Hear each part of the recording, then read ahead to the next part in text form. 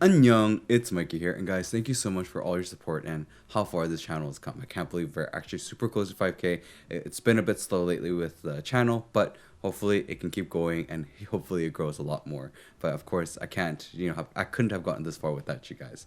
Now, today I want to thank Mechlands because they sent me out their newest Hall Effect gaming keyboard, the M75. Now, we're going to go into this unboxing, take a look, but of course, please make sure to like and subscribe, and let's get straight into looking at this board. Now, starting off with the unboxing of the M75, thank you again, Mechlands, for sending me this out. Now, you do get a braided cable, which is actually a pretty decent surprise. Before, they usually had like a regular basic cable, but nope, you also get an extra keycap, which means that the volume knob is actually going to be replaceable with a switch, which is why they give you extra switches. They only give two extra though, so not bad, but not amazing. Would be nice if they provided a little bit more. And as you can see here, this actually pretty much reminds me of the Vibe 75. So it's like a huge Vibe 75 feel, as you can see with the side, right? Instead of the metal though, like the Vibe 75, this one's actually a plastic based side. So all plastic. It has switches for off and on. I'm not really sure why they did that. I don't think it's really the best thing or even necessary at all, but there is a switch there. And as you can see, the volume knob does come out. And of course, we're going to have to weigh this board before we go into the sound test, and this thing weighs a total of 920 grams.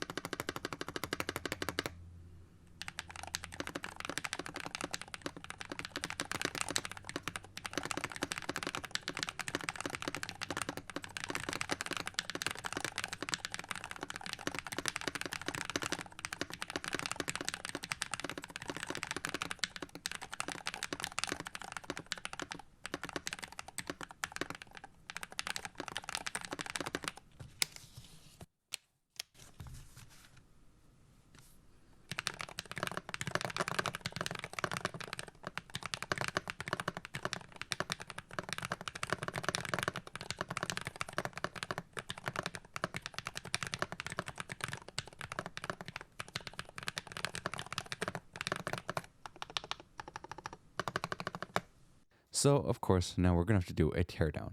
As you can see here, those are the tools I'm going to use. Now, we remove the volume knob first because the last time I tried doing the Vibe 75 with it, actually did ruin it. So, remove it first before you take it apart. One thing I realized is using the tools, it's actually really hard to get it in. You actually should remove all the screws first. So, there's a total of, should be 6. You need to remove all those first. I thought I could remove the sides like the Vive 75, but that's actually not the case. You can actually use a tool and go to the top. So as you can see there, I'm actually reaching the top section first because as soon as you remove the screws, it makes it really easy to get that top section out, and you're able to actually loosen it up a bit, which is really nice. So this one I felt was much easier to actually take apart, say compared to when I was working on the Vibe 75. So as you can see here, had to get it around. The top is much easier to do first, and then the sides, and then getting to the bottom. So once you get the sides done, you can just actually try to get into the little crevice of the sides, and then one of these sections on the bottom should come out, the latches. Then you can just actually completely remove the bottom latches. Now, we got it out. Of course, I was actually curious to see how they did the sides like that. It seems like it's actually a slide out once you remove the top gasket, so you have to actually remove it to do so. Now, as you can see here, this is really simple, right? Once you get it out, it's just remove the top. It's going to be super, super easy to do. As I can also show you here, is an aluminum plate. Sorry, this is an aluminum plate, but it's not flex cut at all. So there's no flex cut at all on this plate. And as you can see here, this is plate mounted stabilizers, which are coming pre-lubed. Just the lube's not done a lot, but it's not too bad. They also provide you this little foam in the spacebar section so that it just helps with the like hollow sounding portions. And you do get a foam underneath, which is between the plate and the PCB, but nothing under the PCB itself. In the bottom of the case, you actually just get a silicone, very basic, no foams. You actually get these little styrofoams there. So that's where the batteries would have been actually in terms of the Vibe 75. But this one, we just have the silicone, and it is nice to have the foam that actually takes up that empty spot there. Now, of course, I'm going to have to mod this board. So I'm going to do a very simple mod. It's just going to be a 2-layer tape mod. I think that's the best way to do it. As you can see here, sometimes you get these things with the tape. Just leave the extras because they will come in handy later on. And you'll see why I mean that later. Now, we did the 2 layers. We're going to have to punch holes, of course, after to be able to put it in because they do have those little prongs that come out that actually put right into the PCB to keep it stable. Now this is where I meant the tape comes in handy. The leftover tape, I'm just going to use that to fill up the space bars because I didn't feel that the space bar was that bad in terms of the hollow sound. So we're just going to use the leftover tape and just add it into the space bar. So this is what I say when I'm modifying space bars is if it's not too bad of a sound, just use regular tape. If it is, and you think it's really too much of a hollow sound, I would prefer using the car sound dampener. This one wasn't too bad, so just tape is enough. Now, I'm adding a little bit more lube to the stabilizers because I felt like it wasn't lubed enough. What you can do easily is if you have a syringe, just quickly put it in and then just add a little bit in there.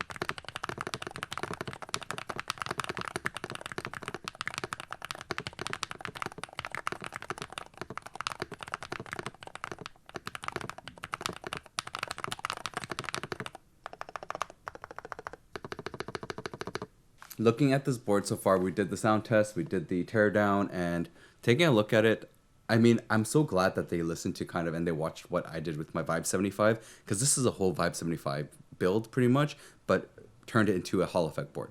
They actually made the changes where I had mentioned about like taking it apart and like right here where the whole like the all these goes like all these switches here when you actually take it apart can get damaged and can break, and I've had mine break when I was doing the teardown.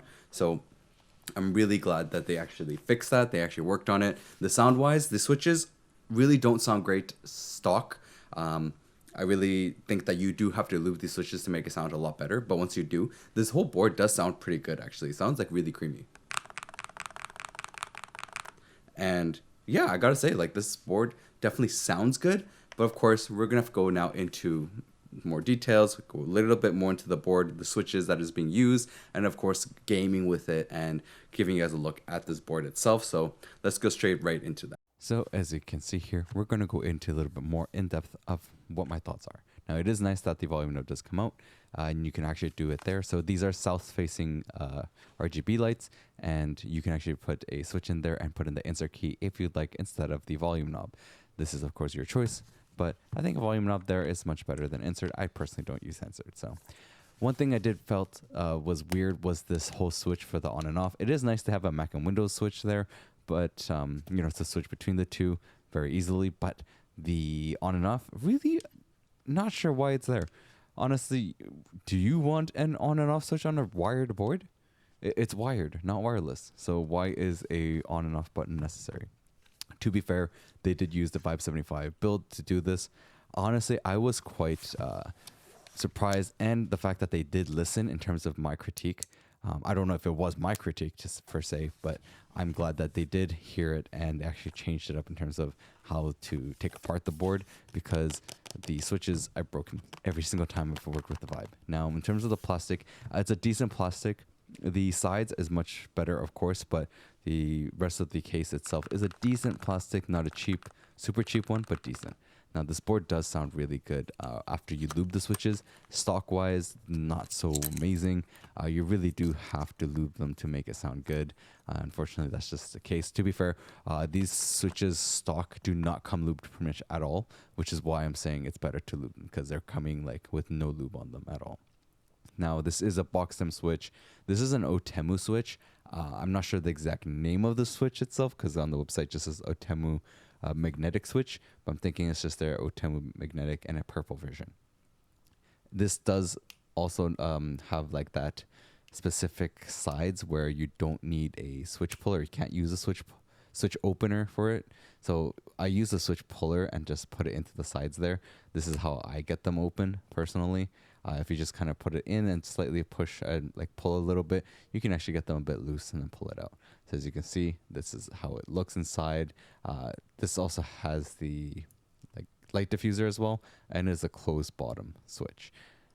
It's pretty good, I think, in terms of the sound wise. It is a little bit more on like the creamier side. The Otemu switch has like no stem wobble, which is great. Again, box stem, that is a nice thing about them. But yeah, I mean, they don't come factory lubed, which is really not great. So just keep that in mind. And of course, we're going to now have to do a backlighting test. This is to show you guys how bright it can be and how accurate the color could be. With the violet coloring from the switches, it's going to most likely affect the backlighting. That's my personal thoughts. But of course, we'll have to take a little bit of a look. So let's turn off all the lights and let's see how bright this light can be. Now, as you can see, it is quite bright. You can definitely see it on my camera. So the fact that my camera catches it means that the brightness is actually pretty decent. So this is something to keep in mind for those that do watch my videos, is that if my camera is catching it, then the lighting is going to be pretty decently bright. If it doesn't catch on my camera, that means it's super, super dim. And that's one of those things I personally noticed as well. The brightness on these ones is, I wouldn't say like super, super bright compared to say other boards that I've tried. I say the Wu-Ting is even brighter because, of course, it does have a little bit more levels, but it's pretty decent. But there is a little bit of like a violet hue to the coloring. That's one thing I noticed, so keep that in mind for yourself. Now, let's go into the website to take a look. So right now it is on sale. So at the time of this video is recording, and technically at the time of the upload, it should be at $63. It is 8K with like really low latency, with magnetic switches. It's really... One thing I think what I've noticed is it's that 8K now is more of a standard for all Hall effect boards. So if any board is less than 8K now, pretty much it shouldn't be at a higher price. This is pretty much become the market standard, right? The market standard is going to be 8K, which is kind of crazy when you think about it, because 8K really is not necessary. Luckily, they do have a section on their site where it leads you right to the drivers, and you can just download it either on your Mac or your Windows. Now, in terms of the software, it's your basic software that you guys seen many times before. You know, I've had the software with regular mechanical keyboards. It is a skin, to be fair. It's just a skin where you can... a lot of companies are using, LumenQ is using it. Apple Maker was using it at one point. Many companies are using it. I'm not a big fan of it, but it does work. Now, this is how you can actually change the keys itself. So if you click on it, there is a way to just change the keys as needed. You can also change the function key. It's in media. You should set the function key first before you change anything else. I like to have a right alt key. That's just because I like to change my language to Korean, and it's just easier to use the right alt for it. Now, stroke settings, you can actually change the rapid triggers settings there.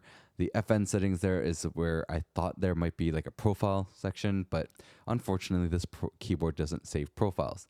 So that is one downside of this board. It does not have profiles. I think it's really important that it does have profiles, because you want to go in between a rapid trigger setting and a regular typing. Because if you keep everything a rapid trigger, trust me, you're going to make a lot of typos.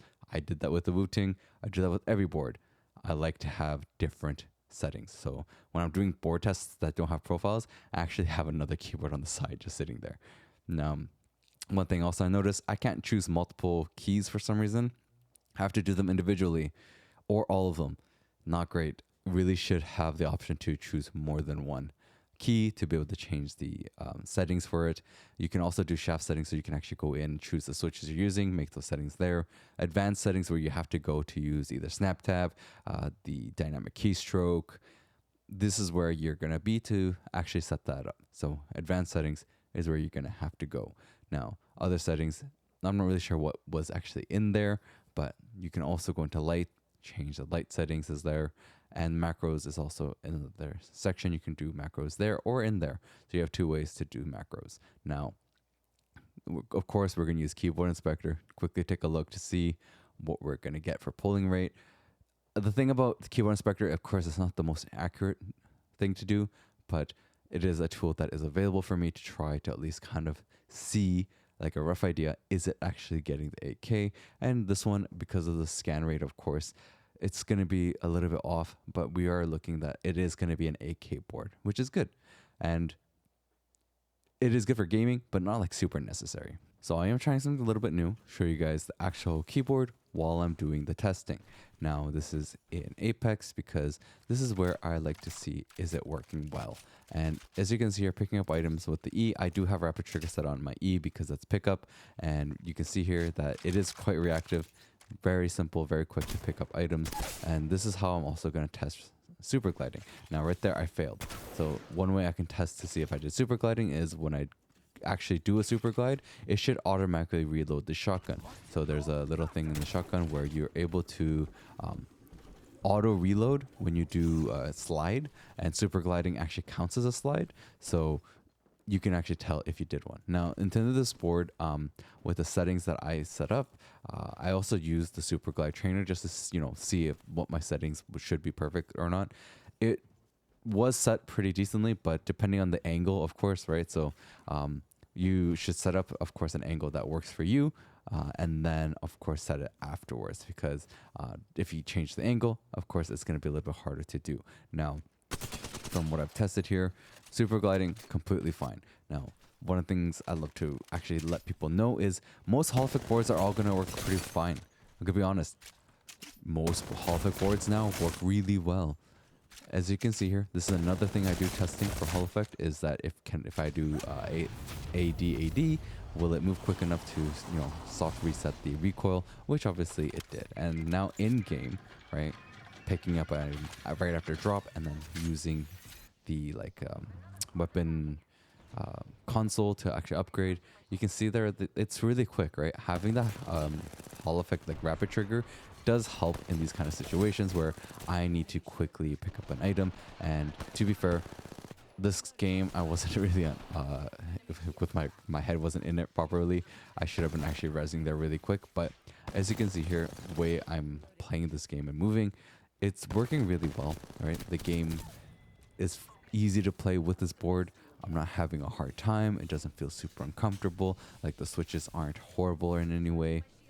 It's really perfectly fine. And nowadays, most game boards are going to be perfectly fine for it. I would say that really it's going to come down to the software, right? Like really comes down to the software, and it really comes down to the build quality, right? So what are we looking at in terms of the build quality, and what are we looking at in terms of the actual software? How easy is it to use? How customizable is it? These are the things that you really want to look for when you are playing video games, as well as looking at Hall effect boards. Now, this is one thing that is a bonus for Hall effect boards, is being able to quickly open things and loot. I'm very slow at looting, so this really helps in terms of being super quick to open a box, because I really do take a long time in terms of looting. Now, going into like the last few squads and then trying to, use my skills and such. One thing I do notice though with Hall effect boards and with this one that I was playing with, I was pressing my Q by accident quite a lot. And that's not a good thing. So that means I need to set up the Q a little bit more in terms of like making sure that it's less sensitive, right? So that I actually have to press it all the way down. Here is like, we're stuck between two teams, so this is positioning wise was actually really, really bad because we were getting pushed from both sides, and for some reason, instead of fighting each other, a lot of the teams were just focusing on us. So not the greatest situation for us in terms of simple movement, switching items here, right? I'm quickly trying to, get my healing items, do like a wall jump to take a look to see if I can do a quick peek, right? It works. There's like no issues with this board. My aim is a different issue. That's a completely different issue. That's just me. Aim bad. But in terms of the keyboard and movement, it works really well. And what I mean by really well is that it just works. I have no complaints in terms of in-game where I felt like, my inputs were lagging and there was like latency issues. No, none of that. We were looking at a board that works. You're getting the 8K. You're not having issues. My game's not bugging out due to the 8K. I know that there has been people that mentioned Apex specifically has issues with 8K. I know that mine had with mice specifically, but with keyboards, I didn't have that issue. See here, I was quickly able to press E to take it back up, which is good. And of course here, this is where we're going to die because all the teams are aiming at us. So now that we did the gameplay footage and we looked at, the software and such, let me give you a little bit more of a spreadsheet look of other keyboards to compare this with. Now, this is the spreadsheet I've used lately in terms of Hall Effect board comparisons. The reason I do this is so that you guys can have an idea of what we're looking at. So today's is the Mechlands M75. Now, we're looking at around normal pricing, right? It's 70 USD. It's a 75% board. So what are the good 75% boards that we can compare this with that I've tried? The Slice 75, the Apple Maker HE75, the Air 75. Technically, the Wu-Ting 80HE is a 75% board. I'll call it more of a 75% board. Now, where would I place this? Well, you can see there, the closest comparison in terms of just like pure build quality and like price range would be the Apple Maker HE75. The Ueden and the Mchos are much more budget boards, but there are like 60 to 65% boards, so a little bit different. Actually, technically Ueden is a 68, but I would say like, it's a little bit different. I think the Mchos in general, in terms of the pure software app-wise, the web app is better than all the rest of them. Like if I'm going to compare like the budget under $100 range, right? Because we have the Mechlands, Ueden, the Apple Maker, the Monsgeek. I would say Mchos has a better web app than the rest of them. In terms of just like the pure build, I would say the Mechlands is decent in terms of the plastic build. I'll say the plastic of the Mechlands is actually much better than the other ones. And considering like the price too, the build quality for the price is actually pretty good. Surprisingly enough, the Ueden plastic build is actually pretty decent too, but I would say the Mechlands is just a little bit more better quality. As you can see here, comparing all the spec wise, right? We're looking at the specs and we're looking at the pricing of it. The Mechlands is actually really, really good. The best comparison, right, would be the Apple Maker HE75, but it's only a 1K and it's at 100 USD, or it was before. And it had a very old switch. So like the Apple Maker one was like a super old one. Like I would say like a very old Hall Effect board, while the Mechlands is now more new, updated with the 8K. Definitely a little bit better for the price as well. I would say like it is a good mid-range board that you guys can take a look at. I will have the links in the description for you to check out. Now, I do hope that this video helped you guys with looking at the M75, for the price, right? When you consider it, like $70, really great board with everything considered, specifically like considering the budget pricing and everything and the build quality itself. I really love the Vibe 75 build. I think they used a really good plastic in terms of the whole build quality, and comparing this with say other budget boards, it's definitely not like on the super cheap side, right? Because there's certain ones that we've tried, but this is 75%. Those ones were 65 to like 60 to 65% boards that were around like $40 range. This is at 70, which is at a 75% range. So if you are looking for a 75%, you can definitely go take a look at this. I'll have the links in the description, and please go check out the other videos I got, and hope to catch you guys next time.